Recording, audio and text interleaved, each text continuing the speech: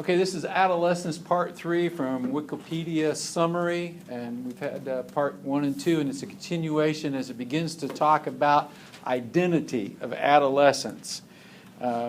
Various groups here, as you can see.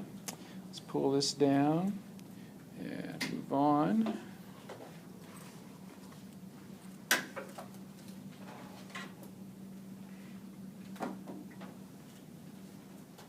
Sexual orientation was one of the level 1 headings in the paper from Wikipedia, and we're going to have a lot more on this topic Wednesday. So we'll be working on that on Wednesday, but the brief summary from Wikipedia comes from research, and this is in Part 5. When you get Part 5, they'll all be there. And this is going to go up on podcasts, but it's from E.M. Sawyer, and it's 2011, which is pretty current. And they use the definition by Sawyer in an article about sexual orientation, and the definition is here.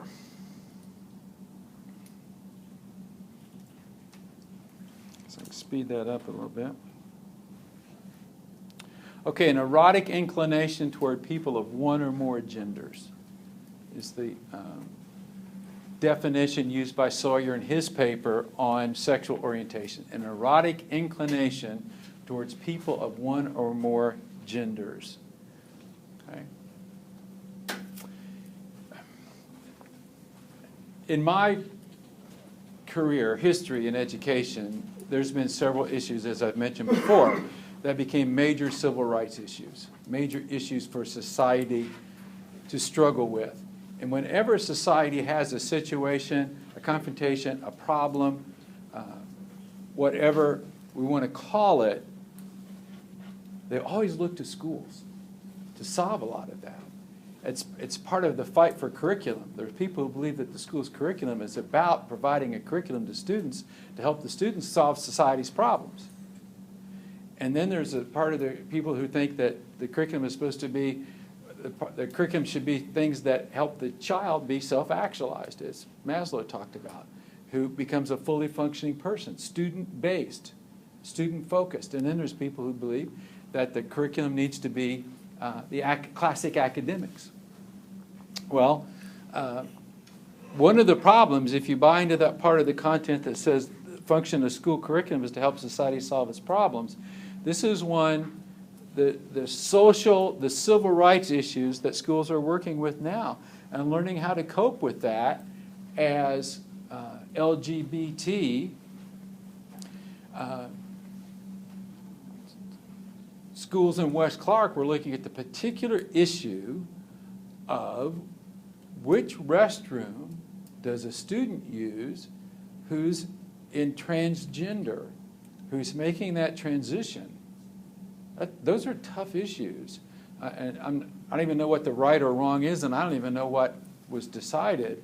But this is things that schools are struggling with now, and they're going to be struggling and trying to understand and do the right things for all people, and you're going to find that in your middle schools.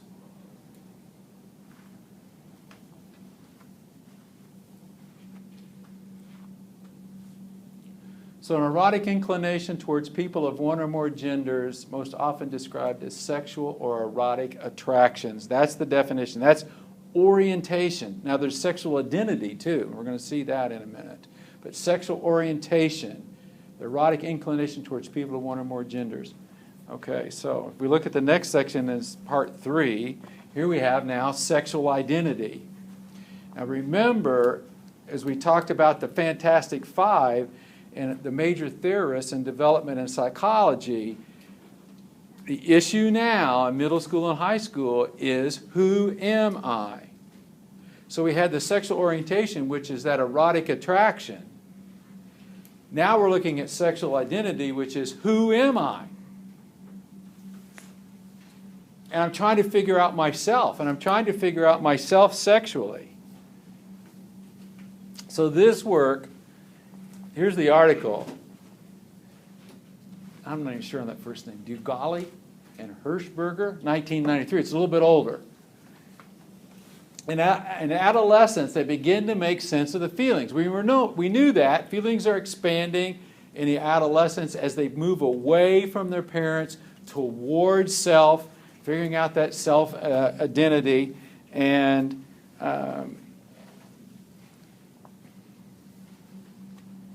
they become aware of sexual orientation around age 10. Now that's, you can't, there's always problems with picking an age and saying that's when everybody, and it isn't. It's, the majority is probably around age 10, but there's people on both sides of that. Some it's younger, some it's older. And that would be, again, the sexual orientation, we step back one step, and that would be around age 10, they become aware of what or who am I erotically attracted to. As part of who I am, if I can figure out who I'm erotically attracted to, then that helps me figure out who I am. Okay? Now the next bullet point is telling peers in adolescence around age 16 to 17. And again, that's just a general kind of out there age, some before, some after. But what's going on here, if I become aware of my sexual orientation, then perhaps by around age 16 to 17, I've now become who I am, or I'm aware of my identity. And then the question becomes, when am I willing to share my identity, and who am I willing to share it with? Okay? So that's mostly around high school. But some will be before, some will be after, some students.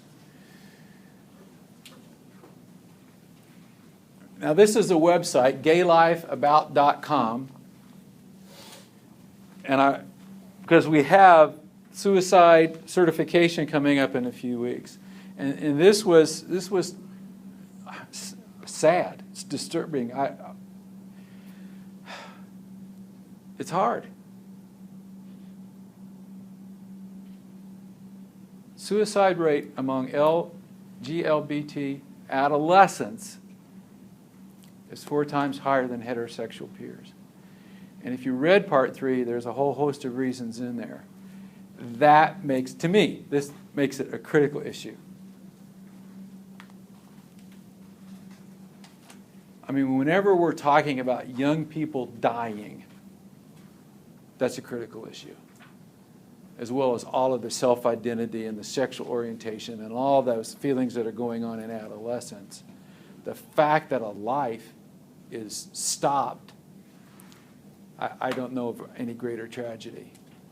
So teachers in middle schools have to be extremely aware of what's going on and have to be open. Now, I don't know your religious orientation. We talked about sexual orientation. I don't know your religious orientation, or your political orientation, or your personal orientation. What I would say to you is, regardless or on top of any of your religious orientation or political party orientation or personal orientation about this issue, remember what you're choosing to be. You're choosing to be a teacher. You're not choosing to be their mother or their father. You're their teacher. You're not choosing to be their minister or their priest. You're their teacher. You're not choosing to be their representative or state senator. You're their teacher. You're not choosing to be the moral writer of articles. You're their teacher. And as teachers of adolescents, and even children, and adults, but especially this time period in their lives, every adolescent needs us to realize that this is a civil rights issue that is killing children, adolescents, young people. And as teachers is choosing to be teachers. My suggestion, put any of those other affiliations. Again, you're not coming in as priest, mother, or political writer. You come into the classroom as teacher. Set those aside at the door and be open to every student who approaches you about this issue. And we're going to talk a whole lot more about it on Wednesday. And take your questions and maybe get some other people in here to talk about it.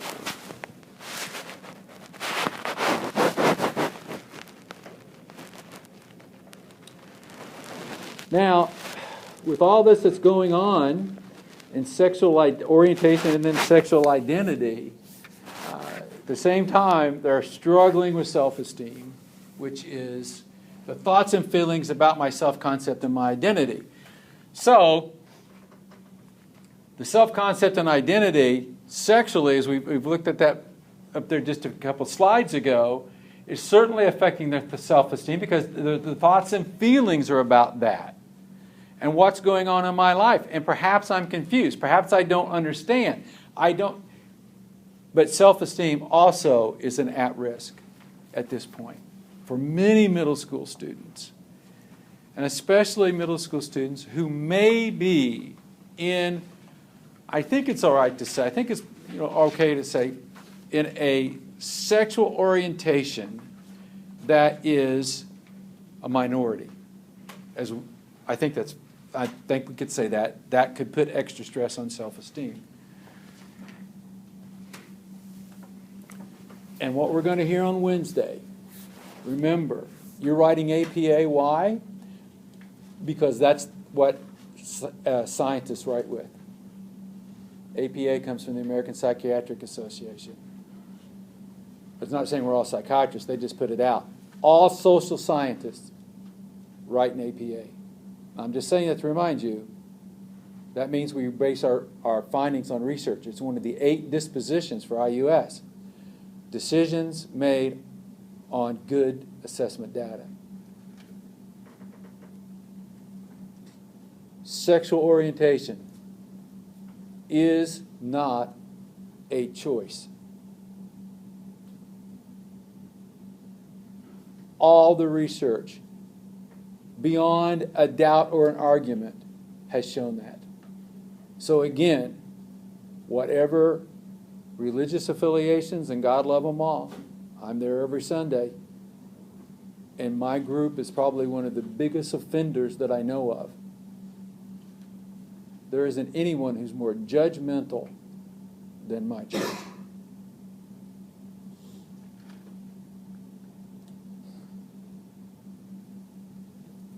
Research says it's not a choice, that it's genetic.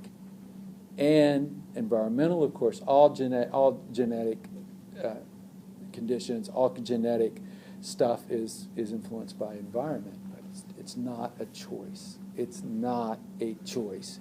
You cannot go into the middle school or high school classrooms and sit there thinking, well, just make another choice. You can't.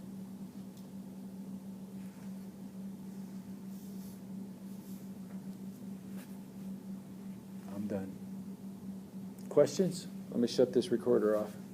I have a question. What's your shoes untied? Oh, thanks. Stop recording.